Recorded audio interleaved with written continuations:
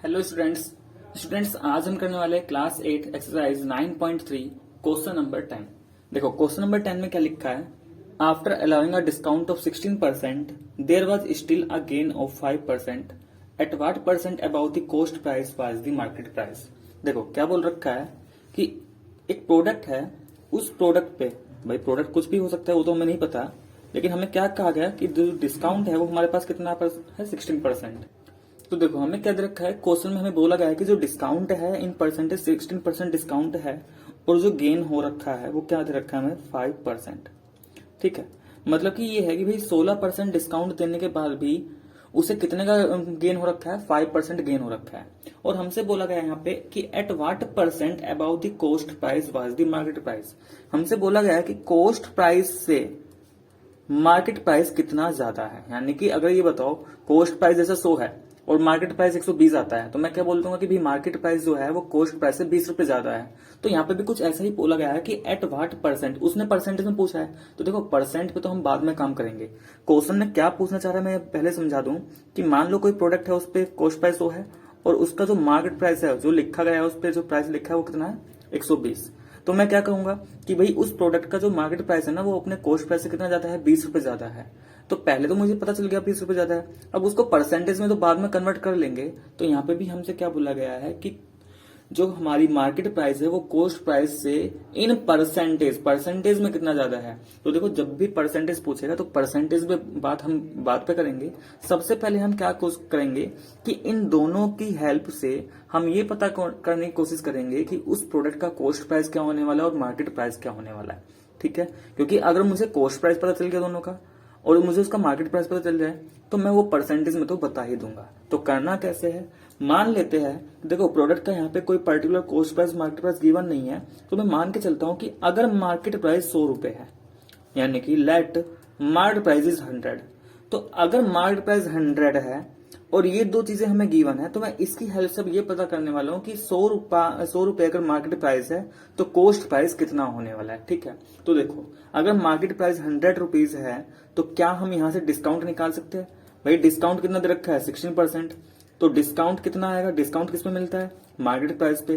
तो 16% किसका निकाल लेंगे, जो भी उसकी मार्केट प्राइस होगी, यानी कि 16% से हटेगा 100, ऑफ का मतलब मल्टीप्लाई, और मार्केट प्राइस मैंने क्या माना उसका 100 से 100 गया तो डिस्काउंट कितना बनेगा 16%। डिस्काउंट कितना बना ₹16।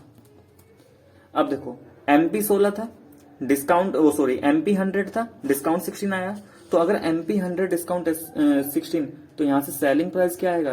भाई सेलिंग प्राइस कैसे निकालेंगे, मार्केट प्राइस में से डिस्काउंट को माइनस कर दो।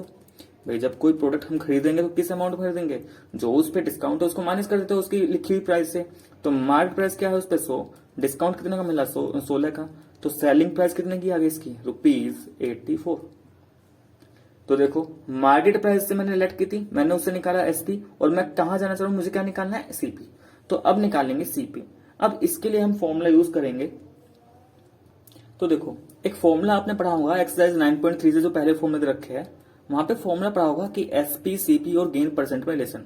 तो एसपी इज इक्वल टू क्या होता है 100 plus gain percent upon 100 into CP.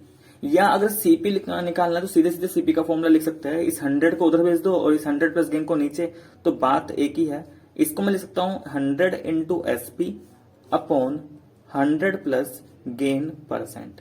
इसकी हेल्प से क्या करेंगे हम यहाँ पे सीपी निकाल लेंगे। देखो एसपी हमें पता चल चुका, गेन परसेंट हमें गिवन था, तो मैं यहाँ पे क्या निकाल लूंगा सीपी। तो 100 इंटू एसपी कितना गिवन है, एसपी है 84, ये आ गया 100 प्लस गेन परसेंट। तो यहाँ पे गेन परसेंट मतलब ये जो वैल्यू है परसेंटेज में सिर्फ ये डालना है 5, तो यहाँ पे आ जाएगा 5। ठीक है, थोड़ा सॉल्व करेंगे इसको तो ये कितना बन जाएगा भाई 100 का 84 से मल्टीप्लाई करेंगे तो ये 18400 और ये नीचे आ गया 105।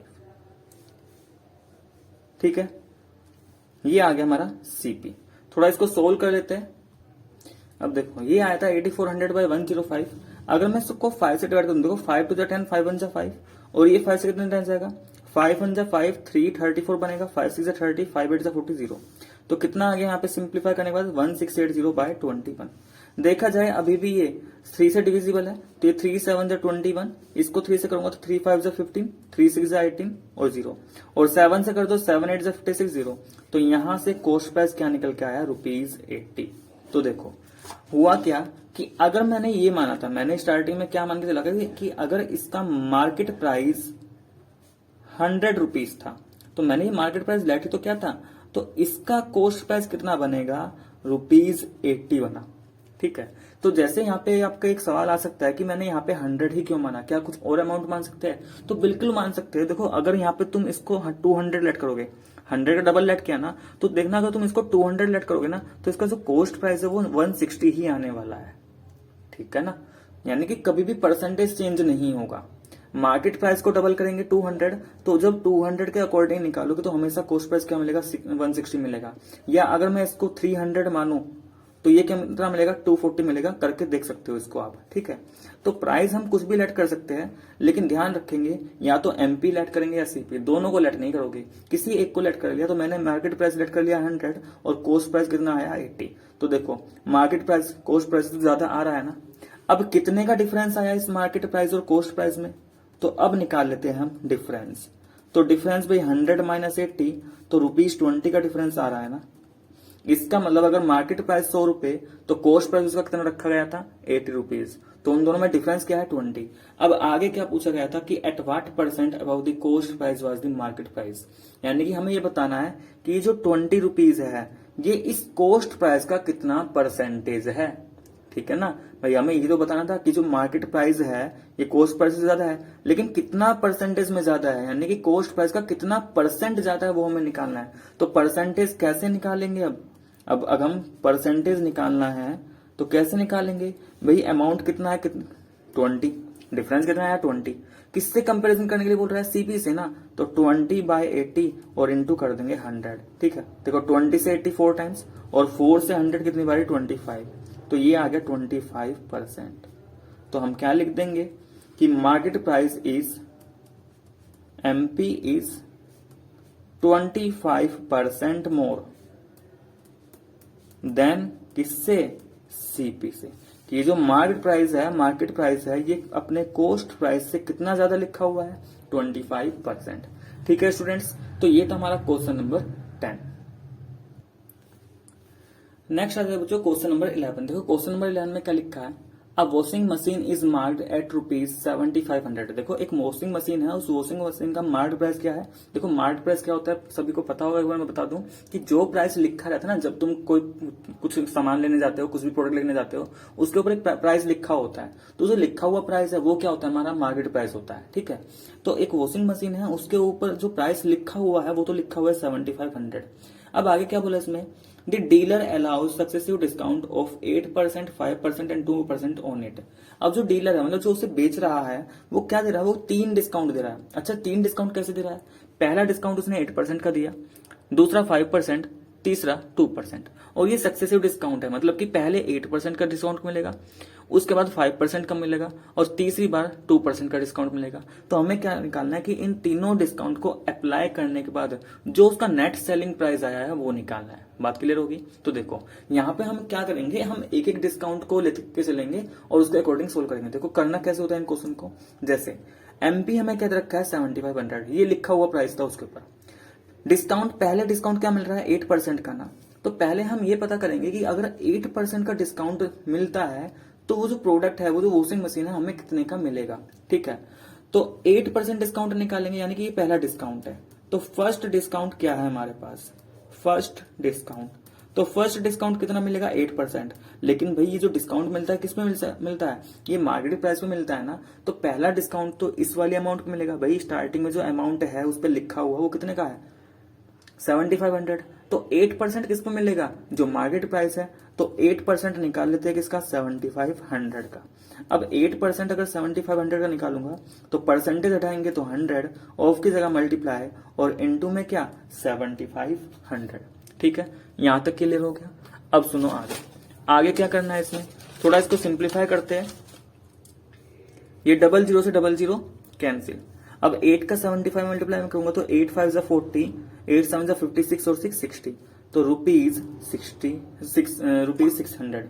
मतलब क्या हुआ कि जो हमें पहला डिस्काउंट मिलने वाला है वो कितने का पड़ा, 600।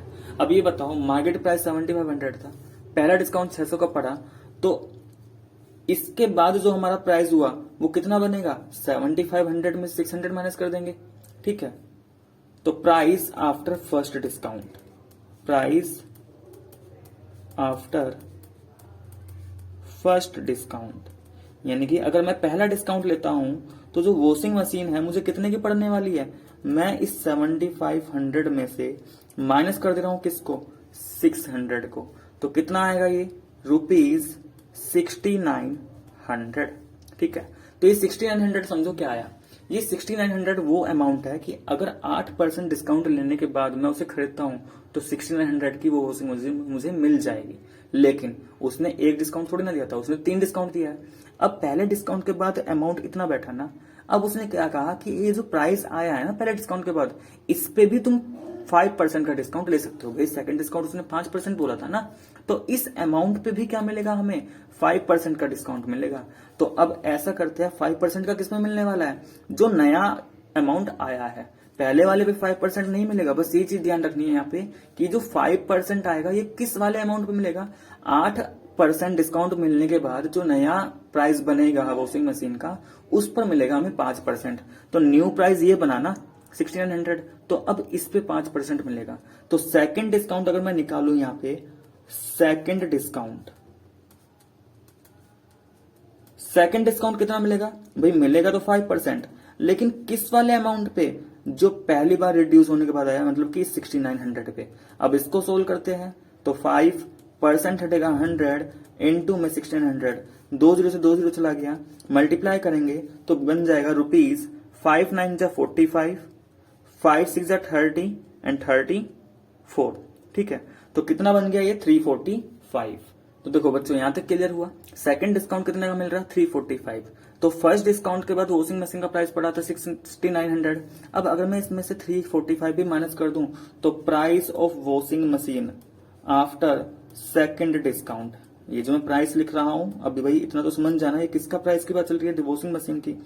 तो पहले डिस्काउंट के बाद 1600, अब दूसरा डिस्काउंट 345 का, तो इसको भी माइनस कर देंगे, और अगर इसको भी माइनस कर देंगे तो कितना बनेगा ये 6555, ठीक है। तो यानी कि अगर मैं 2 डिस्काउंट लेता हूं तो वो वॉशिंग मशीन मुझे कितने की पड़ जाएगी, 6555। लेकिन अभी डीलर एक और डिस्काउंट दे रहा है ना, तीसरा डिस्काउंट डीलर ने कितना दिया, 2% का।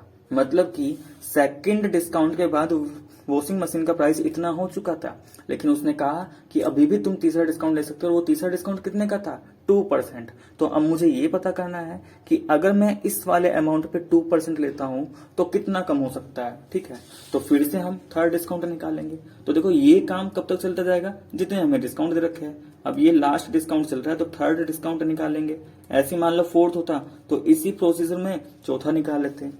तो थर्ड डिस्काउंट कितना है, 2%। लेकिन भाई किस पे मिलेगा, प्राइस इतना बन चुका था ना सेकंड डिस्काउंट के बाद, तो इस 6555 पर मिलेगा, ठीक है। थोड़ा सोल्व करेंगे इसको, 2% हटेगा 100 और मल्टीप्लाई बाय 6555। 2 का 6555 से मल्टीप्लाई करेंगे तो ये आ जाएगा हमारे पास 131 और डिवाइडेड बाय कितना, 100, ठीक है। 100 से डिवाइड करने का मतलब लास्ट से 2 डिजिट काउंट करेंगे और डेसिमल लगा देंगे, तो 131.10 रुपीज। यानी कि ये कौन सा आया, ये हमारा थर्ड डिस्काउंट आया। अगर थर्ड डिस्काउंट इतना है तो प्राइस कितना रह जाएगा उस वॉशिंग मशीन का आफ्टर थर्ड डिस्काउंट, तो प्राइस आफ्टर थर्ड डिस्काउंट, तो थर्ड डिस्काउंट के बाद जो प्राइस रह गया भाई, इससे पहले कितने का था ये 13110, और माइनस कर देंगे थर्ड डिस्काउंट 131.1। देखो इसको मैं माइनस करके तो बताता हूँ, 13110 में से अगर 131.1 को माइनस करेंगे, 10 को माइनस करेंगे, पॉइंट के बाद ऊपर क्या है, कुछ भी नहीं, तो 0 माइनस करेंगे, ये 0 ही बचेगा यहाँ पे, कैरी लेंगे 10 - 1 9, इधर क्या बचेगा, ये 9 - 1 करेंगे 8, ठीक है। अच्छा एक गलती कर दी मैंने, price after second discount. Second discount के बाद तो प्राइस हमारा कितना था, 6555 था ना। प्राइस आफ्टर सेकंड डिस्काउंट, तो मुझे ही सेकंड डिस्काउंट में से माइनस करेगा ना, ये मुझे किस में से माइनस करना होगा, सेकंड डिस्काउंट में से, सेकंड वाले प्राइस में। तो 6555 में से माइनस करना होगा 131.10 को। तो करते हैं इसको माइनस। अगर 6555 में से माइनस करे 131.10 को, तो देखो पॉइंट के बाद यहाँ पे कुछ भी नहीं तो जीरो मान लेंगे। ये जीरो, 10 माइनस 1 9, यहाँ पे 4 बचेगा, 4 माइनस 1 3, 5 माइनस 3 2, ये 4, ये और पॉइंट के नीचे पॉइंट, तो कितना है 6423.90। तो ये कितना आ जाएगा, ₹6423.90। मतलब कि जो हमारा फाइनल नेट सेलिंग प्राइस आया है, नेट सेलिंग प्राइस वो कितने का आया, ₹6423.9। मतलब कि वो वॉशिंग मशीन हमें कितने मिल जाएंगी, 6423.9। ठीक है, तो ये आ गया हमारा इसका फाइनल आंसर। ठीक है, सो स्टूडेंट्स आज हमने किए इस वीडियो में question number 10 and question number 11। Next video में हम करने वाले हैं क्वेश्चन नंबर 12 एंड 13। तो अगर आपको वीडियो पसंद है तो प्लीज वीडियो को लाइक करें, शेयर करें। ठीक है, और अगर कोई भी डाउट है आप मुझे कमेंट बॉक्स में कमेंट करके बता सकते हो।